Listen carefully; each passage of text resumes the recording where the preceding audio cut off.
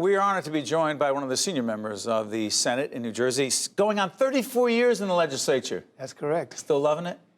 I'm doing the people's business. Yeah, You have to love that. Yeah, well, we're going to get into the people's business right now. Ron Rice is a senator, represents the 28th legislative district, largely in Newark, but not exclusively? No, parts of Newark, Glen Ridge, Bloomfield, Nutley, and Irvington. Complex district, interesting. Yes. Let's get right into it. You are not in favor, Senator, of the legalization of recreational marijuana, but rather say we need to decriminalize marijuana. Make the case. Well, the case is very simple. When you decriminalize it, it means that you no longer have a record for a criminal offense. Therefore, you can still get employment and raise your family and do good things and hopefully wean off and go in a positive direction. Legalization is about making money, which is interesting, by the way, is that the governor supported and the Senate president supported legalization. We're not going to do legalization right now. We're not? We're not. Is it going on the 2020 ballot where people supposed to go on are the going ballot. to decide, voters? Yes, it's going on the ballot, but what the public need to understand, particularly the African-American community, is that it was sold to them, this legalization of recreational marijuana, under auspices of social justice. In other words, they were saying that black folks are being arrested 3 times greater than whites for the same use of marijuana, same small amounts. Which is true. Which is true and it's unjust. And therefore, they wanted to help, quote unquote, black folk and brown people by making sure we decriminalize and not make it a criminal offense. In the white community, the way they sold it on the ballot to get people to support it was that by decriminalizing it, quote unquote, you save $140 million in revenue. Now they come back and saying to those of us in the legislature and to the public, this subliminal message to me, at least my interpretation of subliminal message, is that we don't care about the $140 million. Hold on, that's revenue that would come into the state if marijuana was legalized? That's revenue that would be saved by decriminalizing because of the cost it takes to incarcerate and to arrest, okay? Now that we're not passing legalization, that's why I always said it was all about money, not about social justice. Now we're not legalizing recreational marijuana. What the Senate president and the governor is saying is that then we don't care whether you stay in jail or not. We don't care if, in fact, you have a criminal record because we don't believe in decriminalization.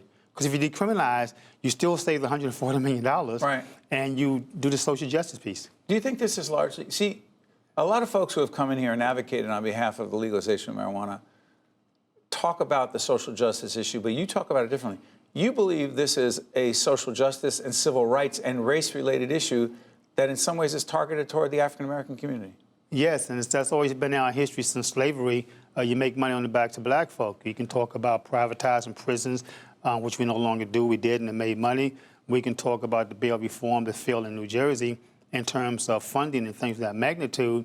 And so we're in a different kind of society now, and the younger generation don't see racism or biases or discrimination or injustice the way we did during the civil rights movement. By the way, you're a former police officer in the city of Newark, and you've seen a lot of things. I see it every day in front of my office. We're still getting people shot up there, drugs on the corner, the black market's flourishing.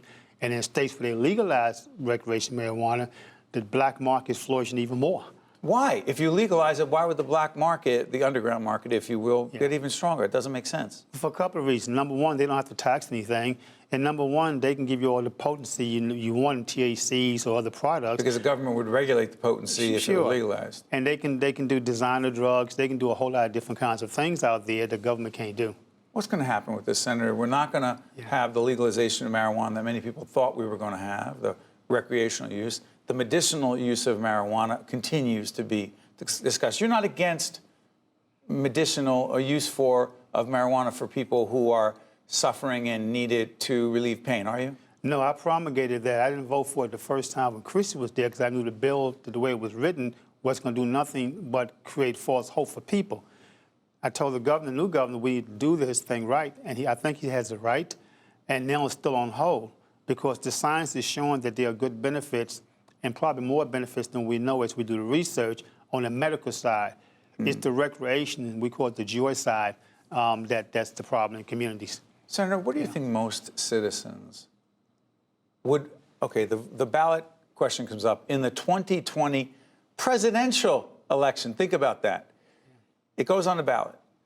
How much marketing and advertising and promotion will there be one way or the other, supporting or being against legalized marijuana? How much? Well, you're talking about Wall Street people, you're talking about billionaires, so it's going to be millions of dollars spent on trying to convince people to say yes on that question, which grassroots people can't compete with the money, so we're going to have to do it the old-fashioned way, and that's door to door and get out there. But if people follow the trends, if the newspaper really print the facts as they see them in other states, every time someone, a young person go into an emergency room with marijuana illnesses, every time there's an accident, every time a newborn baby is born with THC on the brains, I think people catch on. But a lot of the media want this to happen. Hold on. Yeah, What do you mean, Senator? We in the media want it to happen? Yeah, some media would like to see marijuana What's in it for happen. us? Well, what's in it for it is advertisements, big business, and some of the stock. These are Wall Street people.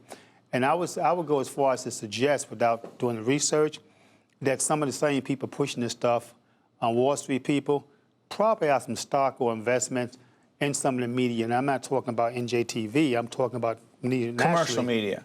Commercial media. Should we be looking more closely into that, Senator? I think we need to. Even when I follow the newspaper in the Star-Ledger in Newark, I kind of watch what writers are saying. What about marijuana? Which ones call me a bunch of names, or those who are anti a bunch of names, and we don't know what we're talking about. But they go do the research, they come back and say, well, he was right on that one. And so they're not even doing research, but media's not what it used to be either. By the way, we should that's a whole other subject, Senator. We should make it clear that Senator Rice has been fighting the legalization of marijuana in Jersey for how many years? Going on 3 or 4 years now. You know, we've been fighting this stuff going way back. When I was a cop, we talked about it, but it was a whole different kind of conversation. It wasn't about money back then. It was with George Soros, who funded this whole movement going back years ago. Soros did? The multi-billionaire Soros? Multi-billionaire. What's in it for him? Money, the way he made his money. If people research George, they'll see he made his money in some strange ways. He invested his money back into some of the cartels back years ago, too. But this is the kind of stuff the media don't want to pay attention to, the legislators don't want to know, and that's the sad part about New Jersey. New Jersey is not Colorado. But I want to make it clear, I'm not saying this as an editorial comment. It is true that Senator Rice's opposition to legalized marijuana is a big reason why there is not legalized marijuana in this state. He will not say it unless he chooses to, but he has lobbied and talked to his colleagues in the Senate, and enough of them may have been on the fence and decided in the end not to vote for this. Is that a fair assessment? Well, you know, a lot of people led the fight to stop it, but my colleagues stood strong in the legislation. I'm talking Republicans and Democrats, and particularly Republicans. They were very much understanding of what was taking place. Governor Murphy's wrong on this? Governor Murphy, I love my supporter. He's wrong on this. He cannot sell it as a social justice issue to me or to people in the black community. This is Senator Ron Rice, who represents the 28th Legislative District, going on his 34th year in the state legislature, a distinguished career. Senator, I want to thank you for joining us on State of Affairs. Thank you very much for having me. Appreciate it. Don't let it be the last time. No, just give me a shout out. You got it. Thank you. I'm Steve Adubato. Stay with us. We'll be right back. State of Affairs with Steve Adubato is a production of the Caucus Educational Corporation, celebrating over 30 years of broadcast excellence.